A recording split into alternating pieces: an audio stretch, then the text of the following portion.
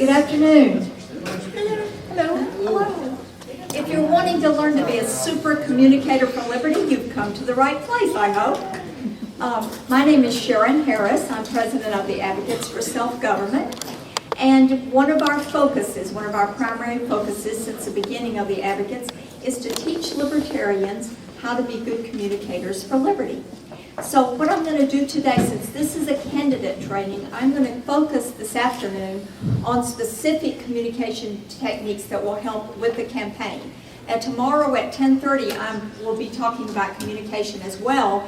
And that one I'm going to focus more on one-on-one communication. We will repeat a few of the things, but if you want to come and learn some more detail of how to just talk to your friends and your family and convert your brother-in-law to libertarianism, you can come and listen to that, and that will be fun. So I hope you'll join me then as well. One thing, I have an announcement to make that I'm real excited about, and that is I now have a book out on this topic. And so it just came in hot off the presses, literally. They shipped it here overnight, so we would have it. So we will have this at the Advocates booth. And anyone, in fact, we're going to bring some in right toward the end of this. And we'll be selling these for $15 at the booth. But anyone who participates in this workshop, if you would like a copy, you can get one for $10 today. So we give you a special deal for coming to the workshop. So really appreciate you being here. The first thing we want to talk about is, it would help if I put my remote control up.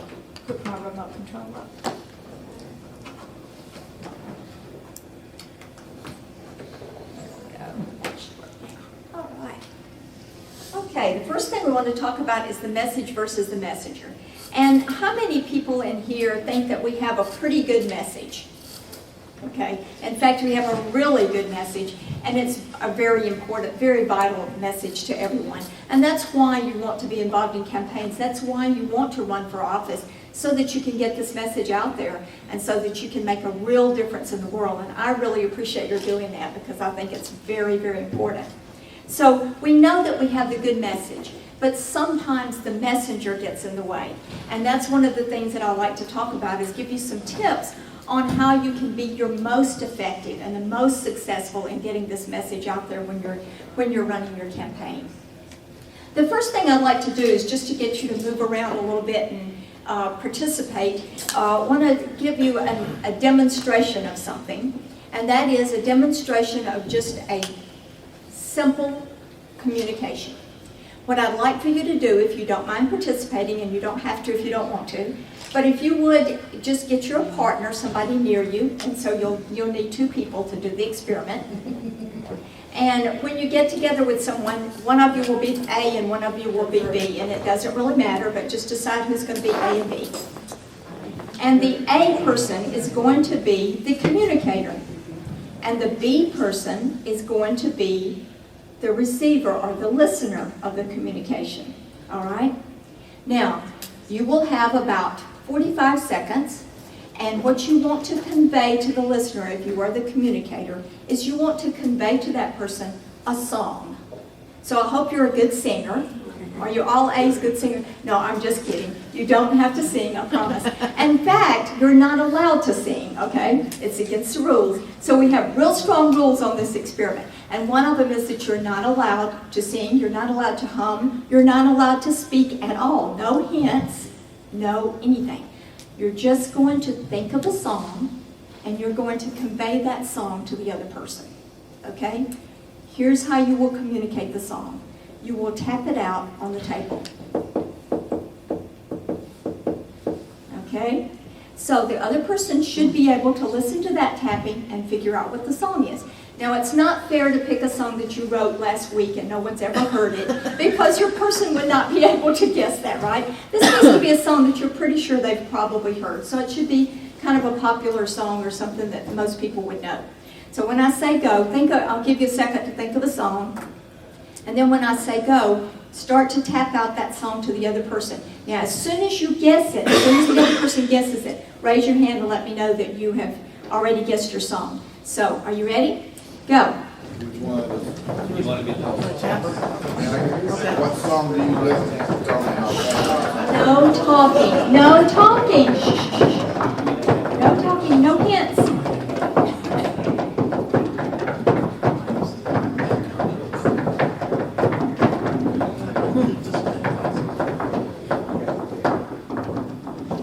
It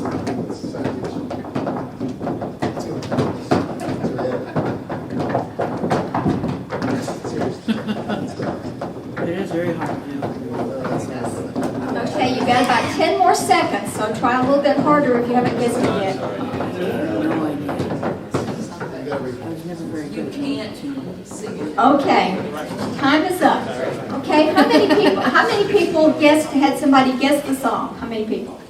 All right, good. What was your song? Mary Had a Little Lamb. Mary Had a Little Lamb, and your partner got it. Very good. Anybody else?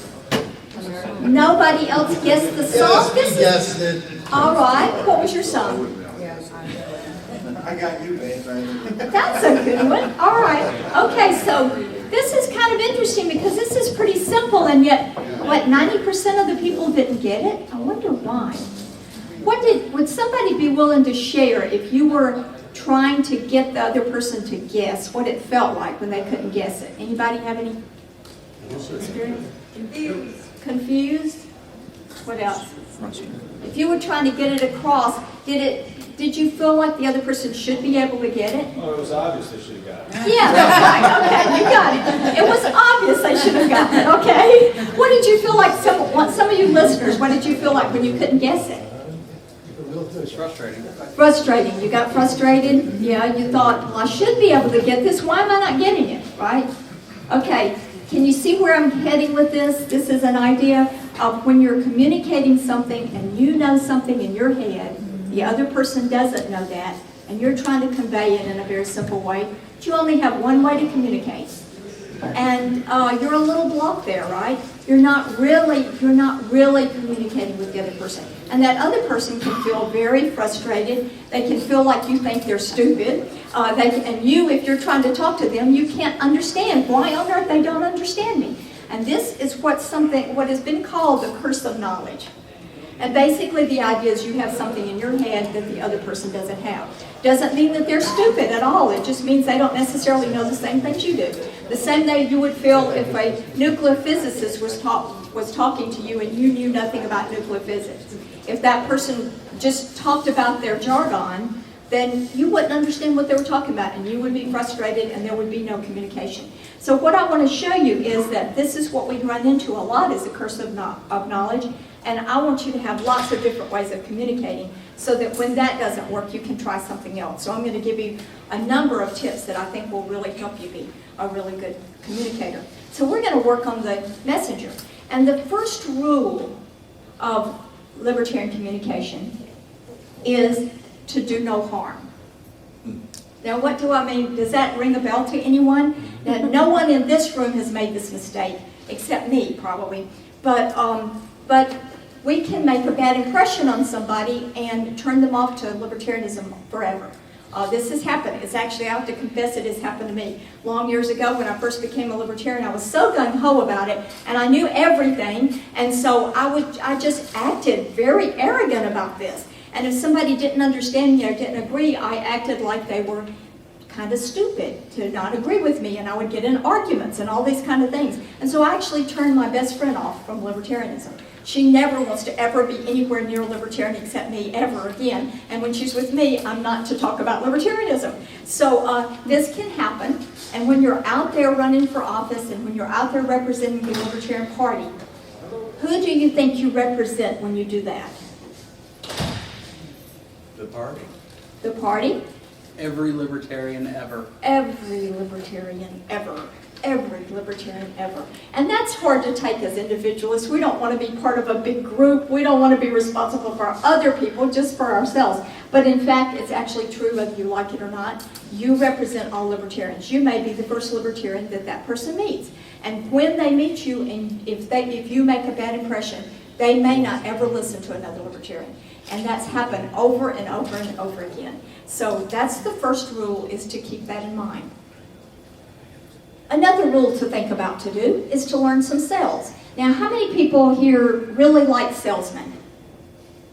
One. You must be a salesman, are you? Listen, there's something to be appreciated from. You ever gone and gotten a suit from a really good salesman?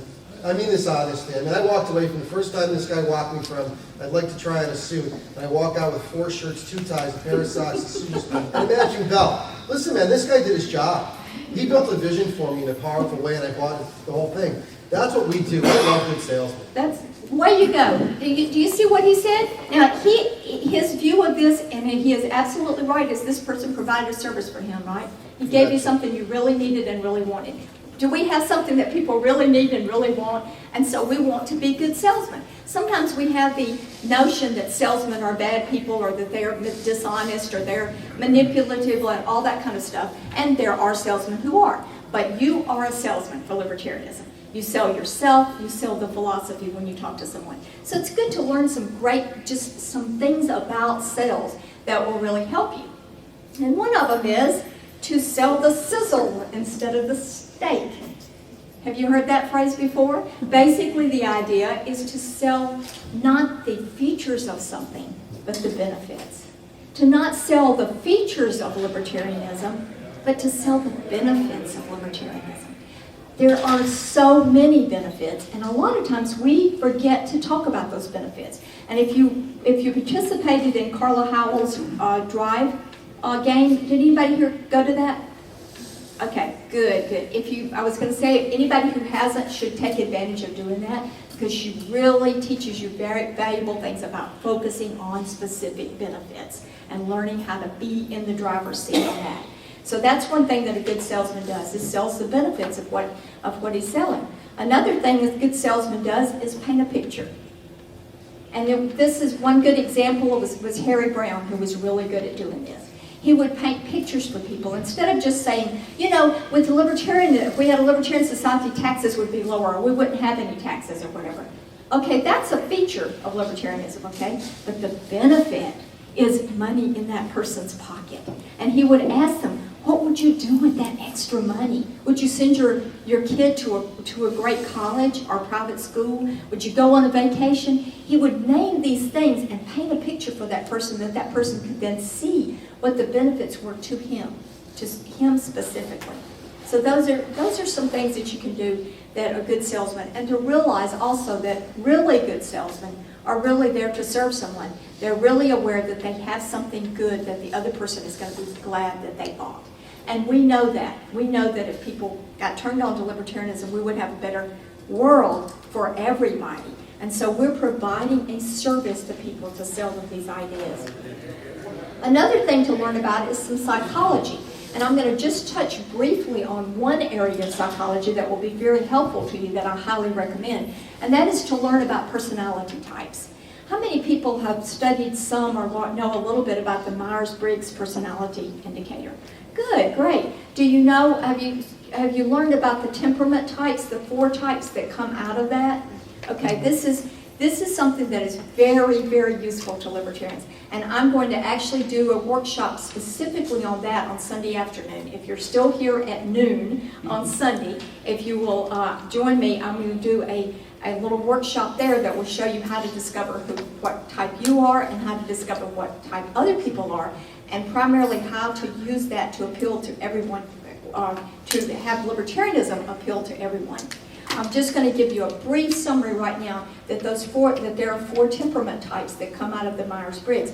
And it is really odd that everyone can fit into 4 temperament types. That's beyond belief when you first start studying it, but it is amazing that it actually works, because it boils down what people's preferences are about how they learn and how they make decisions and so forth. And just briefly, there are the 4 types. One is what we call rationals. And most libertarians are that, amazingly. Rationals tend to be people who are very logical, very reasonable. They use logic to make decisions. They're no-nonsense. They're scientists. They believe in rational thought and so forth, and that's very, very important to them, that things make sense, okay? Then there are idealists. And the idealists are the ones that have that care a whole lot about people and what their needs are. They value harmony and compassion and things like this. And those are the people who commit themselves to a cause and go full speed into a cause and give their lives sometimes to a cause. Then there are the artisans, who are the creative types and the flexible types, and they just want to be independent and not have anyone tell them what to do. Okay. And then there are the guardians, and the guardians are the stalwarts of society. They are the responsible people who make sure things get done, okay? So those are your 4 types, and what's really interesting, what's really fun about this, is that these types naturally appeal to certain political views. And if you look at them and remember what I said about them, you could kind of guess that when I talk about idealists being compassionate and caring about people and everything, what do you think they would kind of naturally lean toward in the political spectrum? I'm sorry? Liberals. Right. They tend to just naturally be liberals. When they hear about liberals, they tend to become liberals. And guardians tend to become conservatives. Conservatism appeals to them because they believe in the basis and foundations of society. So I'm going to give you a quick list of how you can appeal to those 4 people. And what I'm recommending is that you incorporate all 4 of these things in your talking. When you're talking to a general audience, which you will be as a candidate, you're going to be in debates, you're going to be on television, you're going to be interviewed by newspapers, you're going to be on talk radio, and you're going to be talking to all 4 of these types. So incorporate all of these things into it. To rationals, these particular things were written by David Bergland, who was our presidential candidate in 1984. And here's how you appeal to the rationals. And they tend to be natural libertarians. And you just talk about how libertarianism is logically consistent. It's based on moral principle of self-ownership. Each individual has the right to control his or her own body, action, speech, and property. That person says, that's logical, that makes sense to me. And they immediately are appealed to by that. The idealist, you tell them about how libertarianism is a caring, people-centered approach to politics. Is that true? Yes. Yes, it is. Because we believe that people should be free to discover the best within themselves. We value harmonious relationships. We're for peace. Those things appeal to the idealist. Mm-hmm. Then we have the artisans. And artisans are pretty cool because all you have to say to them really is, we believe you can drive your motorcycle without a helmet. That's it. Once you say that, it's like, oh, okay, I'll be a libertarian, okay? Because they want to just be left alone. They don't want anybody to tell them what to do. And we're not going to tell them what to do. So put that in there too, that we believe you should be able to work and play and dream in your own way and do your own thing. And then we have the guardians, who tend to be conservatives. But what do we use to appeal to them? We're for the Constitution, the Founding Fathers, all of those things that are the heritage of our country. Okay, that appeals to them. So what's really neat is that libertarianism appeals to all types, which is really a fun thing. The other groups can't appeal to everybody. There's no way that the conservatives will attract an artisan, ever, ever, ever. And there's no way that a liberal can attract a guardian. So we got it locked up. We got all 4 of them, okay? If we learn how to talk to all 4 of them. The golden rule is something to always follow no matter what you're doing, and even when you're a candidate, to remember to treat people the way you would like to be treated. And also, not to treat people the way you would not like to be treated. So that means being respectful and kind and considerate, listening to the other person's concern and so forth. This brings me to the idea of the relationship with media. Now, I heard a great saying one time that I just think is totally true that you should follow, and that is, never get into a fight with somebody who buys ink by the barrel.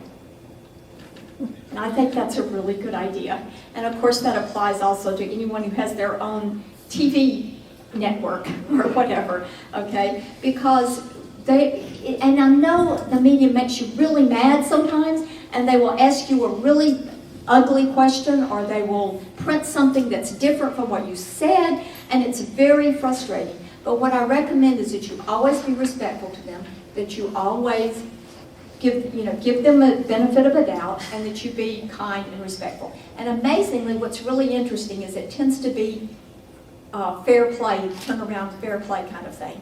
That if you are respectful toward them and kind to them, they will usually be kind to you. I use Harry Brown again as an example. If any of you watched him, when he would go on television or something, he would be up against someone who clearly didn't like libertarian ideas particularly, but they would come away liking him in spite of themselves.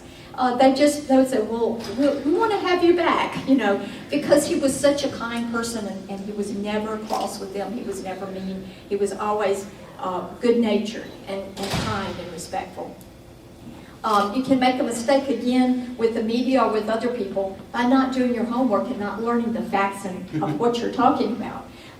The person's asking you a question and all you just, oh yeah, the free market will take care of that. Free market will take care of it. Well, that may be true, but that's not a good enough answer for people. People really need something more than that. They need an example of what you mean by that and what exactly that entails.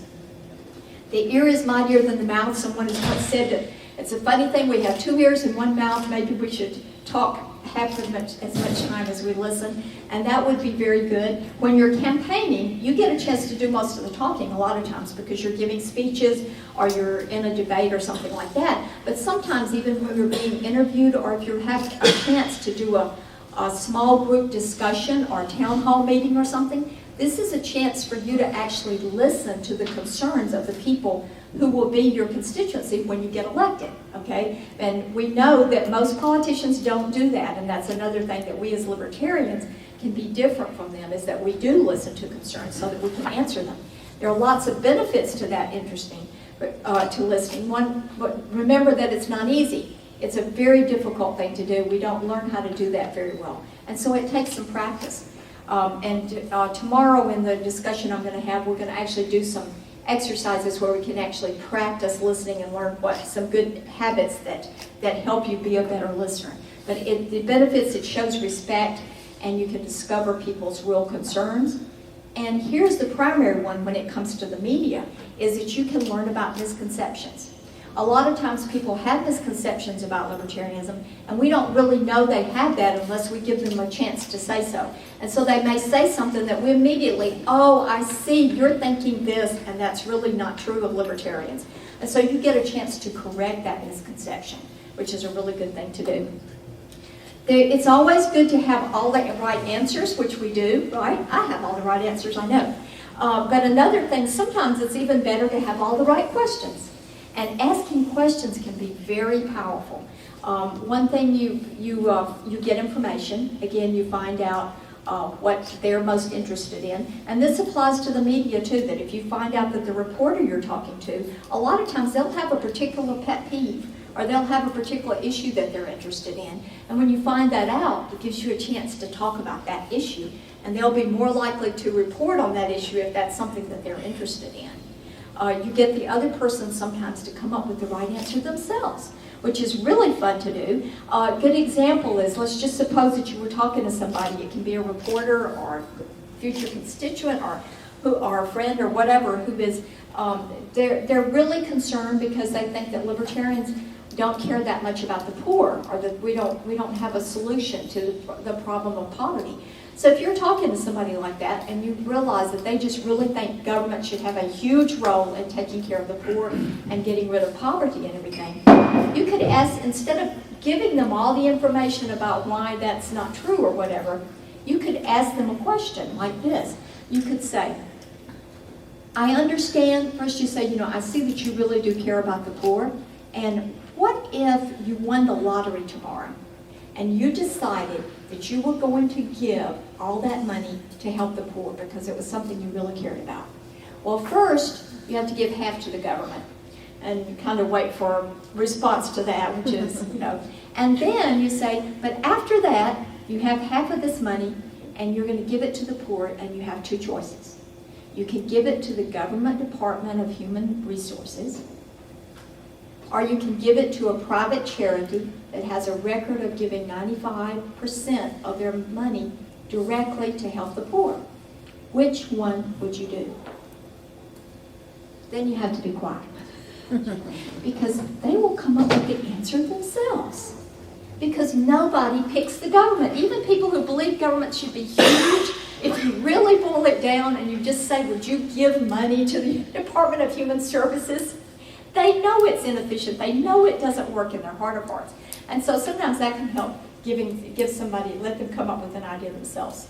And they will like that idea better because they thought of it themselves. Flipping the question is another thing you can do, and this can work with the media. And I thought it was really interesting. Where I first saw somebody do this really effectively, I thought Time Magazine interviewed Ron Paul, and they asked him, they said, why would you want to legalize drugs? And of course he has a pretty good answer to that, but instead of answering, he just kind of flipped the question over and said, well, why would anyone want to outlaw drugs and put people in jail for doing something in the privacy of their own home? So I thought that was a clever idea to just kind of throw the question back. Why do you believe in X? Just one more thing, that why do you believe in X type questions? You can sometimes turn that around and say, well, why would someone believe otherwise? This is, a normal thing to believe, or a very natural thing to believe. And one more thing about questions to remember when anyone asks you a question is any question they ask is a good question. I mean, it may not sound like a good question to you, but it's coming from somewhere. And so you can address that question, and you can understand that maybe you once had that question yourself at some point. So you can be patient with someone to not necessarily be on the same level that you are. As you're going out there talking on the campaign trail, there are words you can use that turn people off, and there are words that you can use that will make people excited or are more interested.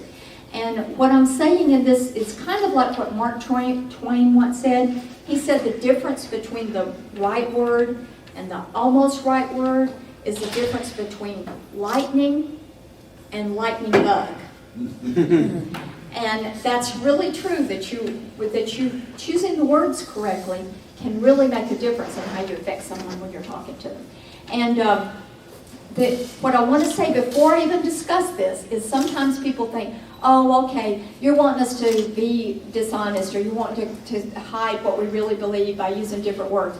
Well, I will tell you that people on the other sides, liberals, both liberals and conservatives, actually have linguists who they hire, big money people, who teach them to use words dishonestly like that. And that's absolutely true.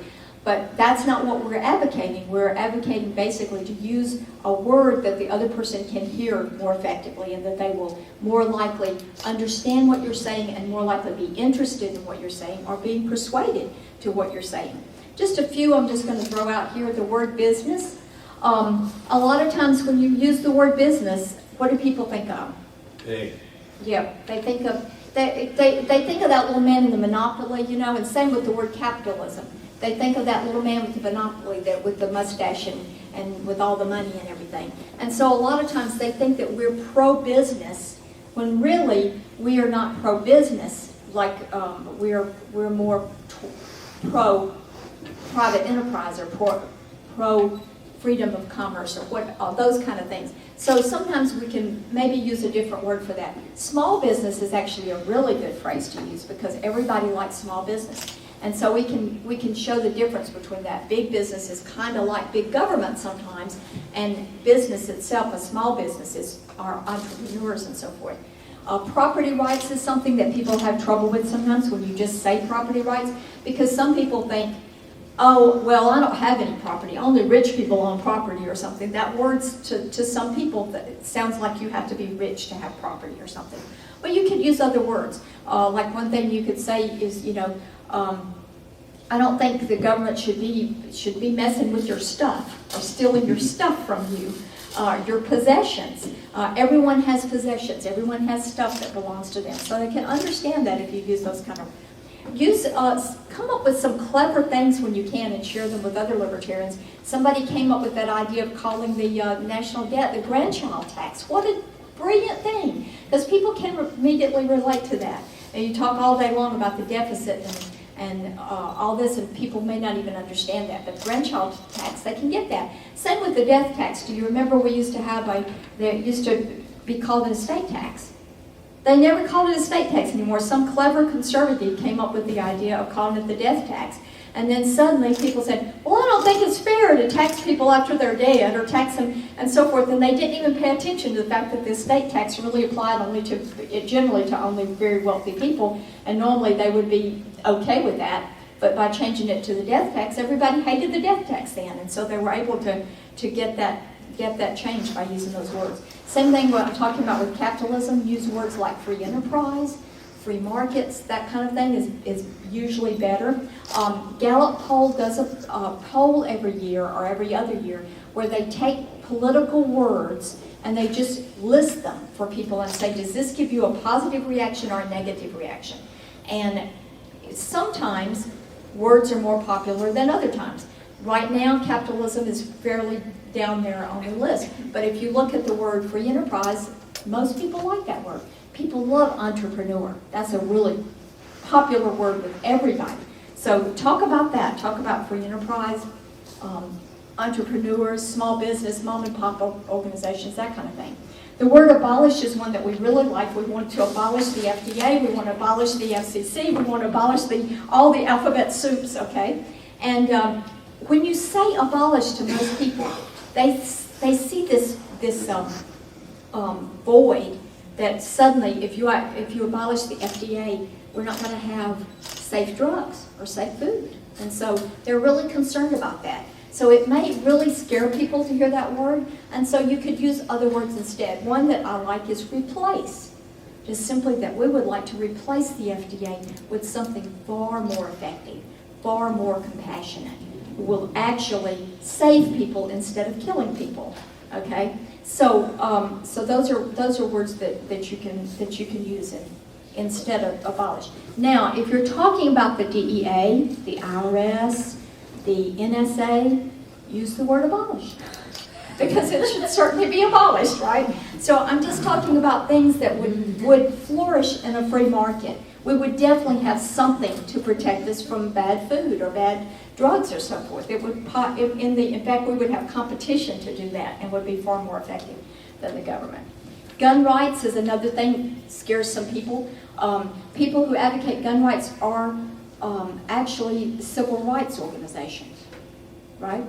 I mean, that's a different way of looking at it. The idea of people's right to protection, to self-protection, this kind of thing. So you can use other words that people can hear better. Another thing you need to learn, and this is really hard because we know so much about something and we want to tell them all that we know, but you've got to be short in what you say. You've got to have sound bites, short answers. You're only going to have, actually you're going to have a sound bite, for example, if whether you write it or somebody else does, if the newspaper is interviewing you and you don't get to your sound bite, they're going to write the sound bite for you because they're only going to print like 30 seconds of what you said if you're lucky. So have a sound bite that sounds really good, that's interesting, that's informative, that's persuasive, and then let them quote that in the newspaper, and that would be fabulous. Have your definitions down. What somebody asks you, what's a libertarian? Say what comes natural to you, so know that, so you can say it. There are lots of ways to say that, and knowing your audience really helps. So if you know what audience you're speaking to, you can say it in a way that will appeal most to that audience. If you're speaking to a general audience, try to incorporate some of the things we talked about talking about basic things like the Founding Fathers, but also the freedom to do as you please. All of those things, kind of try to incorporate that as much as you can.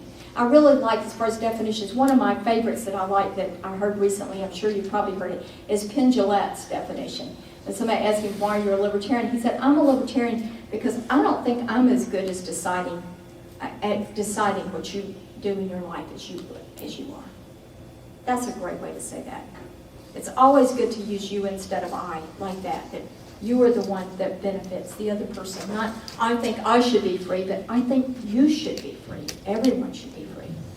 So do your sound bites, do your elevator speech. If you're in an elevator and you've got a Libertarian Party tag on, somebody might look at you and say, what is that? What are you doing here? You know, what's the Libertarian Party? Or I've heard of that kind of, but what are you doing?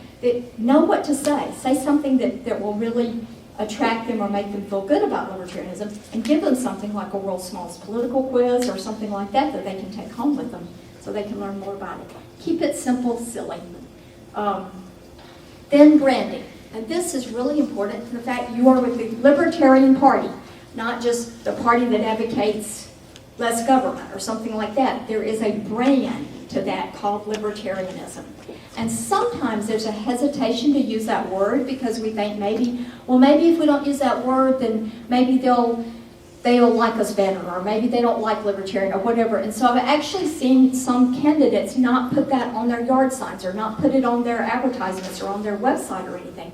We should be bragging about being libertarians. I mean, we should be very proud of being libertarians and keep that word alive. It's like McDonald's doesn't sell, hamburgers. They sell Big Macs or whatever. They sell McDonald's hamburgers. They want people to come back to McDonald's to have some of their hamburgers. We want people to come back to libertarians. We want them to see the solutions we have and keep looking for solutions from libertarians. And we want to keep that word alive. And that's one great thing about the Libertarian Party is that it has kept that word alive. And it could have died without the Libertarian Party, really. I think the Libertarian Party has been great on many levels, but one of the greatest things the Libertarian Party has done is kept that word alive, and now it's catching on, and it's so cool to be libertarian. It's so cool that people who are not even libertarians say they're libertarians. So that tells you that it's really cool. So keep it, keep that brand out there. We'll go over just a few more tips here.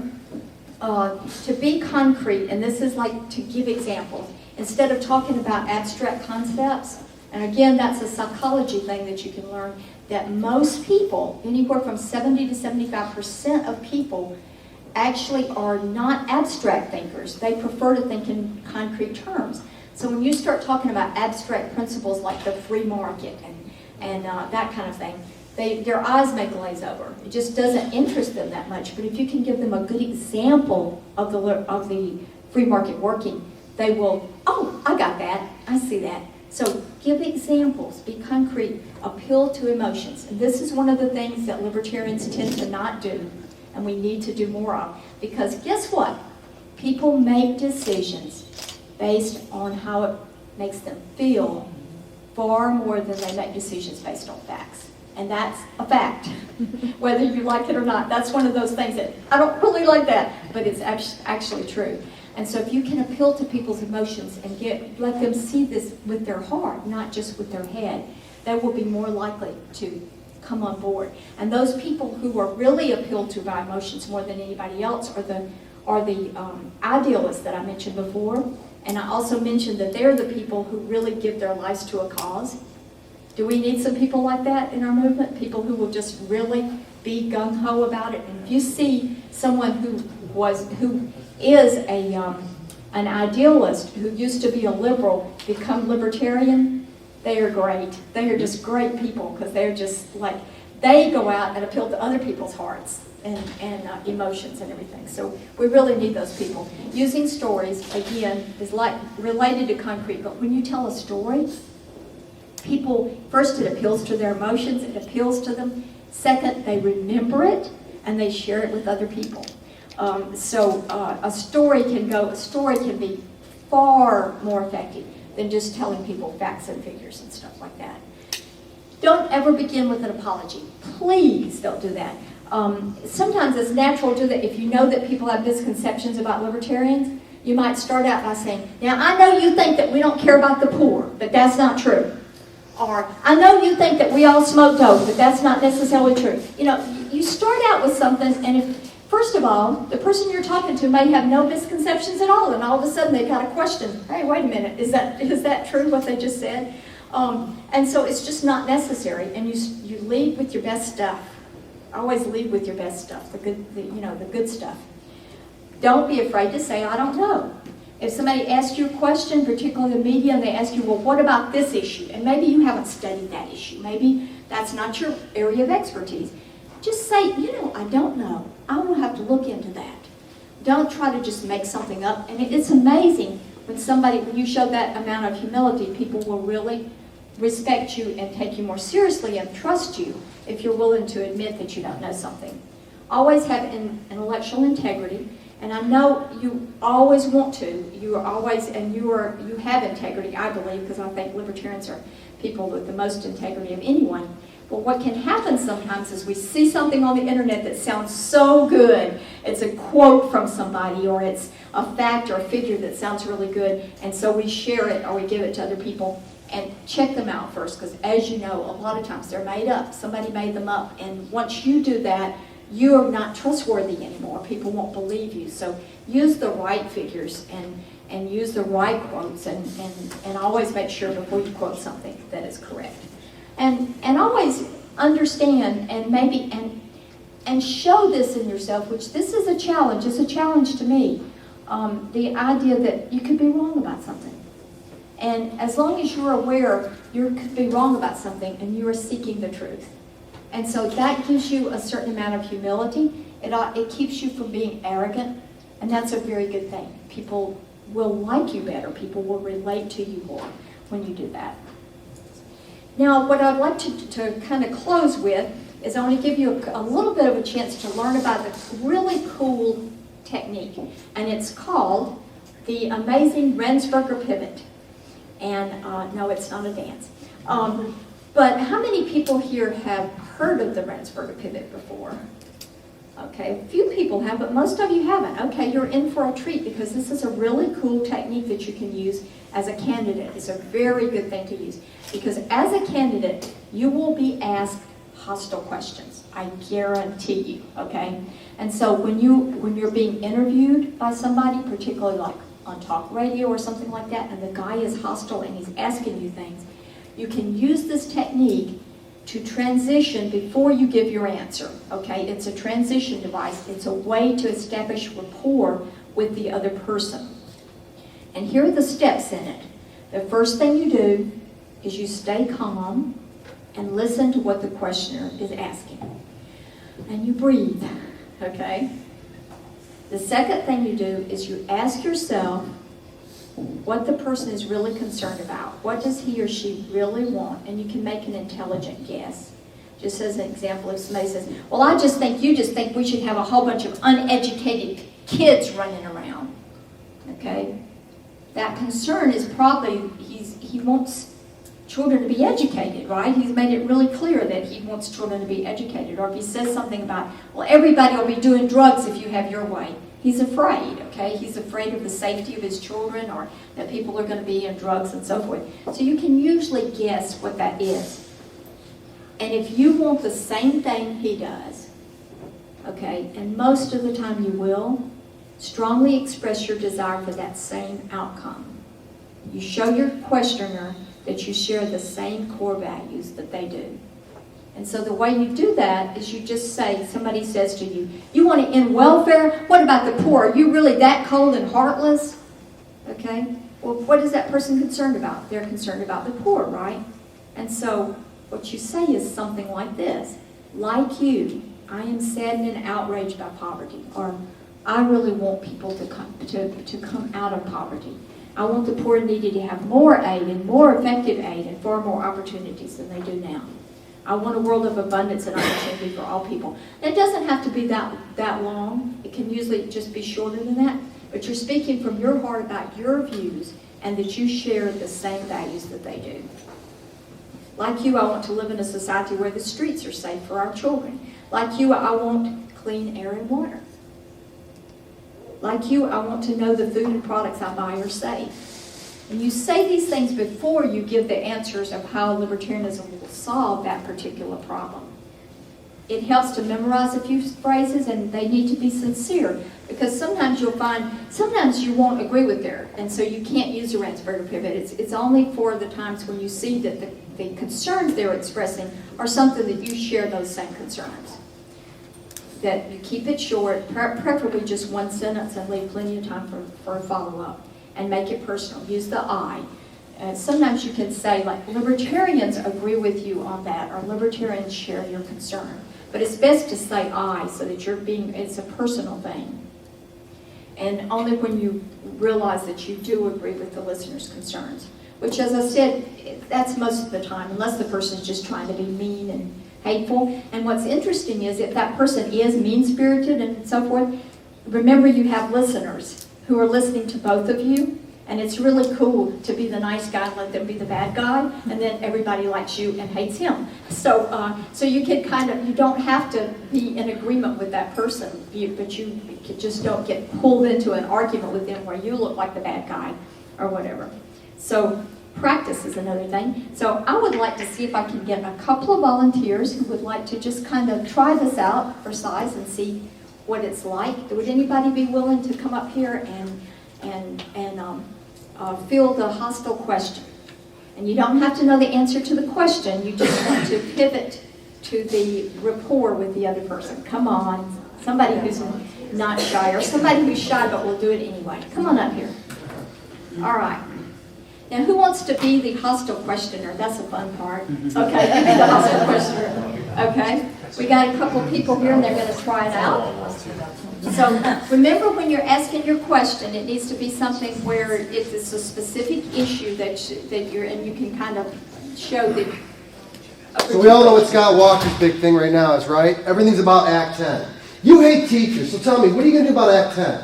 I'm going to make it, I know you're concerned about education, and libertarians are also concerned about education. I'm going to make some changes that will actually improve the lives not only of the students but of the teachers. Okay, that's very good. Yeah, before you go to that, what you want to do for the students, and as Carla teaches you in the drive thing, you want to get to that benefit that you're talking about. But before you get there, you can establish rapport with the person by showing them that they have concern, that you're concerned. You can tell that he's concerned and you are concerned about children's education. Okay, you want to try another one? Yeah, listen, I heard you like tea partiers. Okay, now that's going to be a harder one, because that's one that, what is his concern? Can you tell what his concern is? Not necessarily. About radical conservatism. You're just another red team player in a different That's jacket. right. Okay, that's good. Okay, let's try that. I just Actually, get I say, just did it I hear good. you like tea Those are the parties. two big ones I got. So you can tell that he doesn't like tea partiers, right? So what could you come up with that would be a similar, something that shared value with him? Well, I don't like everything about Tea Partiers. I'll put it that way anyway, because they like to show favoritism towards the Republicans, and they blame it on the Democrats. The Republicans and Democrats have their fair share of ills. So no, I would disagree that I am a Tea Partier. Okay, well that's pretty good. And then you might want to, instead of like attacking somebody else, like the Tea Partiers are saying, but you might say, you might say, I can tell you sort of disagree with Tea Partiers. You know, I do too in some ways, in some of the things that they say, and that there's not really a standardized Tea Party person either. You know, they have different beliefs. Okay, try one more. Give each one of them another hostile question. So why don't you like public schools? Like, I think they're great. What do you want kids to go out and fail? Where's the accountability for the schools? I can tell you're concerned about education and the education of all kids in the state, and so am I. Okay, I just think stop that right there before you say but. Okay, just you were saying, and so am I. That's the main thing you want to say. So you might say, instead of just so am I, you might say, I'm really concerned about education. You know, or like you, I'm very concerned about education, because you are. I mean, obviously the schools are a failure, you know, and so that's why you have a better proposal. So just, you know, just try that once. Say your question again and just try saying something like, something that you share his concern. What's your problem with public schools? What do you want kids to fail? There's no accountability in these charter schools. I can tell that you're worried about education for the kids, and so am I. I would like to improve education for all the kids, not just necessarily kids in charter schools.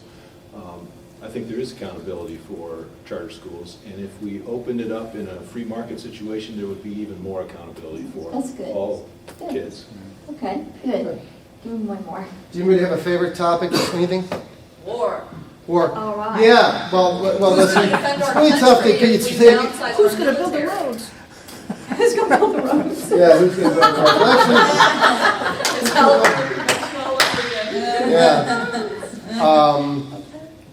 Actually, so I hear you guys want to legalize marijuana. You don't want to legalize marijuana. You just want medical, though, right?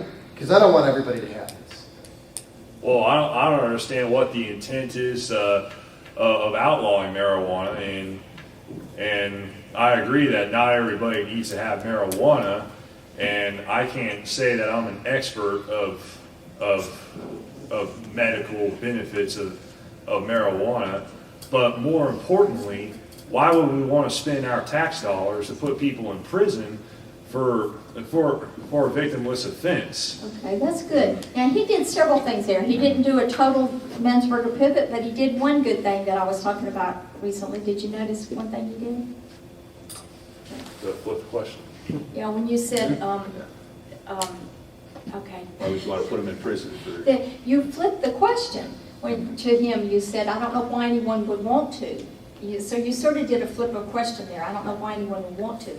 But you might have addressed his concern. You might, if you think about it, his concern is probably that he doesn't want people all over the place on drugs. He's Right. afraid. So, you know, I framed it, okay, I suppose medical marijuana, but do you want everybody legalized? That was there's the difference. This person's willing to go a little ways. They're willing to get halfway there. Yeah. You know, So- listen, I'm on your side. I think it's a great idea that we allow people to have this medically. I'm totally for that. I think the next question we have to ask is, who do we want to have it next? Because right now in a system of prohibition, when someone's willing to sell your drugs illegally, they're willing to sell it to a 14-year-old. Do you want 14-year-olds to have the drugs, or do you want to try and make sure we keep it out of kids' hands? That's what my focus is. Yeah. Okay, so you could see his concern, and so you could say something along the lines as, I don't want 14-year-olds using drugs.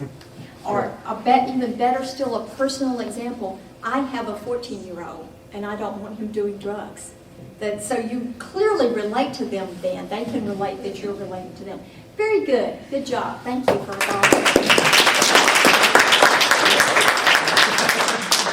Okay, I'm gonna go into this a little bit more tomorrow about the Rensselaer pivot and give some people a chance to practice that a little bit more. So if you want to do that, and there is a chapter in my book about the Rensselaer pivot too, so you can do that. So just two more things right quick. One is to use the world's smallest political quiz. How many people here don't use the quiz? Everybody's already using it. Okay, I can move on. I don't have to do the sales pitch here. Tell them to send us Yes. their results and their pictures. Yeah. Yes, really. When you use the quiz, when you use it, please get some pictures and send to us so we can share them with people. Can put on social media and show people how great it is and how much fun people are having. Please do that. That would be great. But the world's smallest political quiz, once people have seen it, you can't unring the bell. There's no longer left-right line. There's more to it than that, and it changes how people think of the political spectrum. And a lot of people find their home. They're politically homeless, and they find where they fit on that map. And so you discover and create new libertarians using it. It's an amazing, magical tool. So when somebody asks you, here's one of my favorite things, and then I'll close with this as the last tip. This is a libertarian, what I call the libertarian denominator. Now, when people are asking you, when they ask you sometimes, they'll say, well, you know, you sound sort of conservative sometimes. But sometimes you sound liberal. Which are you? You know, because they get confused or whatever. A lot of times we answer by saying, we're fiscally conservative and socially liberal, okay? Now people use that a lot, and it makes a certain amount of sense, and people can sort of understand that. But I like this much better, and that is to say, conservatives, when they talk about and believe in the free market, they are libertarian on that issue. Nice. Liberals, when they're civil libertarians and believe in personal liberty, they are libertarian on that issue. Now, what does that do? I call it the libertarian denominator because suddenly libertarianism is the measuring stick. It shows that libertarians are the ones that are consistent. They're the ones that are inconsistent. We are consistent for liberty across the board. And it gives them an aha. And also, suddenly, they agree with you half of the time at least. If they call themselves a conservative, oh, I'm libertarian on that? It might make them think a little bit. So I think that's a really good thing. Try that and see how it works for you, and let me know how you enjoy doing that, because I just think it's a really neat way to do that.